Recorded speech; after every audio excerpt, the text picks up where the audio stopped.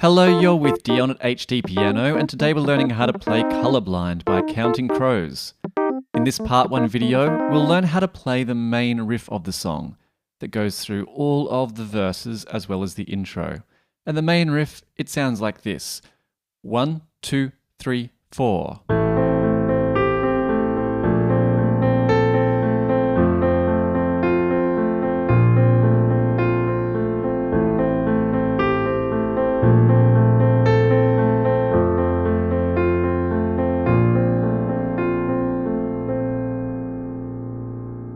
So there we have it.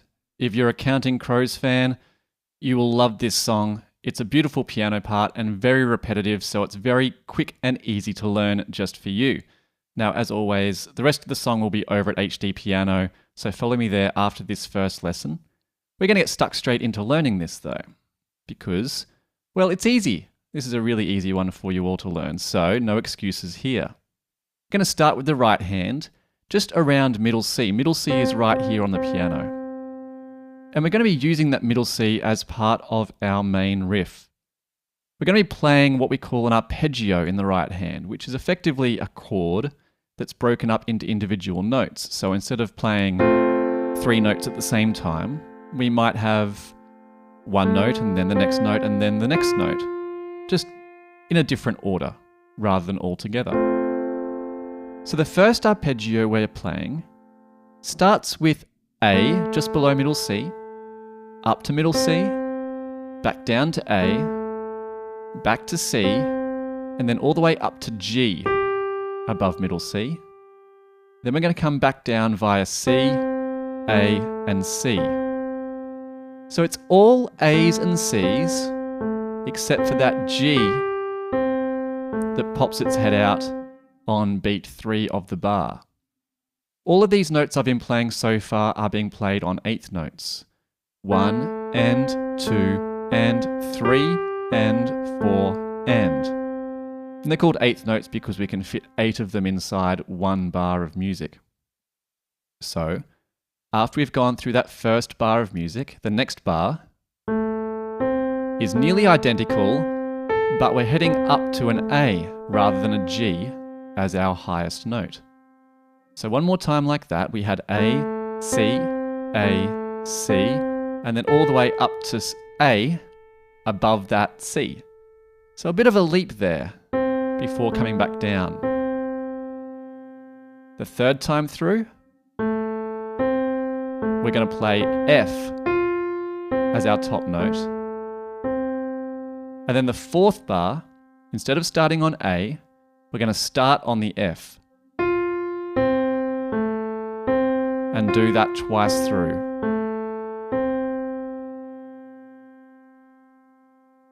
Now I'm going to run through those again, but with one big difference. I'm going to put the sustain pedal on, and that's going to allow me to jump to those higher notes while still having a nice smooth sound without feeling like I'm having to stretch or reach too much to those notes. So sustain pedal goes on, and here we go. 2, 3, and 4, and G, A, now F, and F, F. So as you can hear, the sustain pedal really smooths things out. And at the moment, because we haven't added any left hand, it all can kind of blend nicely. However, we're about to add some left hand in. And if you've had a muck around with your sustain pedal before, you'll know that when you add some lower down notes, things start to get a bit muddy if we don't reset or release the pedal whenever we change our bass notes. So on every beat 1 of the bar, I'm going to be resetting my sustain pedal. Now the first left hand notes I'm going to be playing are A's. So I'm playing 2 A's, 1 octave apart. And we're a full octave and a little bit below for our highest A. And then our lowest A is, well, an octave below that. So we're getting pretty low down on the piano. Our next left hand pairing is B flat. Just 1 semitone up from A. Next we'll head to F. So we're heading up the piano to that F and then back down to the B flat. So this is a good opportunity to practice your pedaling technique. You can put the pedal on, release your hand. As you play the next notes, lift the pedal, then put it back down before you move your hand. So the pedal comes up as your hand goes down. Foot goes back down, lift up your hand. And that way we're not getting this kind of bleedy, muddy thing kind of happening. If I don't reset the pedal, well, it sounds like this.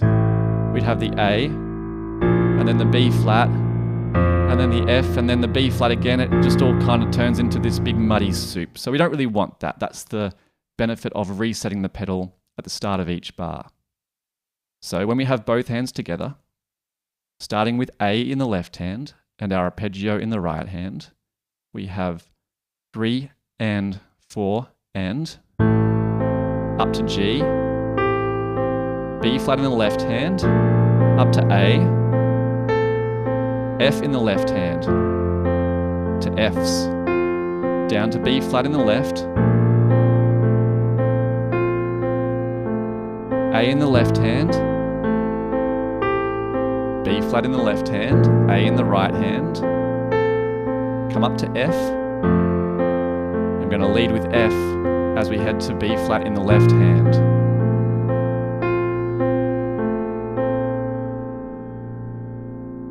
So that is the main riff in a nutshell. Now throughout this song, this main riff repeats a lot. It goes through twice in the intro. It goes through 8 times for each verse, and there are 2 verses in this song. So you'll be getting a lot of practice with this, main riff. One thing to listen out for in the recording of the song is that you may hear that these top notes, like this G or this A, they tend to linger longer than the bar that they're played in, which means either they recorded them separately or else the piano player is actually holding those notes across the bar line. So as I'm playing those top notes, I may try to hold onto that top note while I play the rest of the bar, into the next bar even. Now it just adds a very slight difference in sound. It allows those top notes to ring out across the bar lines a little bit longer. So that's something you can try as well. Now, this song is called Colorblind. I'm very fortunate. I have fine vision. I can see all colors. I want to know in the comments whether you think it would be better to be colorblind or don't have a sense of pitch. So what people might call, pitch blind or tone deaf, I think is more common. So I'll leave that up to you. Let me know in the comments. All right. Now, last note on this main riff before we start going into some full speed practice is that throughout this song, there are many times when things start to slow down a little bit towards the end of sections. So that slowing down and then speeding back is known as rubato, spelled R-U-B-A-T-O. So it's this kind of ebb and flow, like you're on a ship that's cresting over the top of waves and the tempo is very fluid. So that's something that you can keep in mind as you're playing through and repeating this main riff through, is starting to input some of those little bits of rubato here and there. Now, without further ado, let's have 4 times through this main riff at full speed. And I'm going to put a little bit of rubato in there as well, just for demonstration. So 1, 2, 3, 4, and...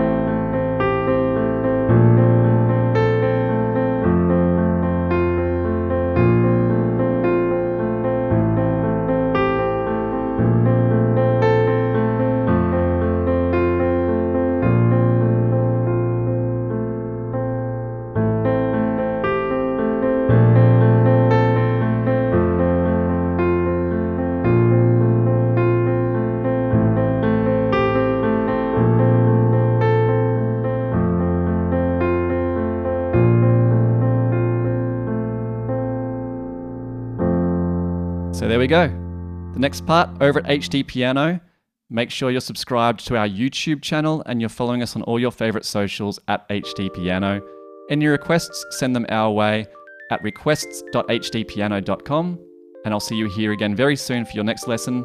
My name is Dion, and bye for now.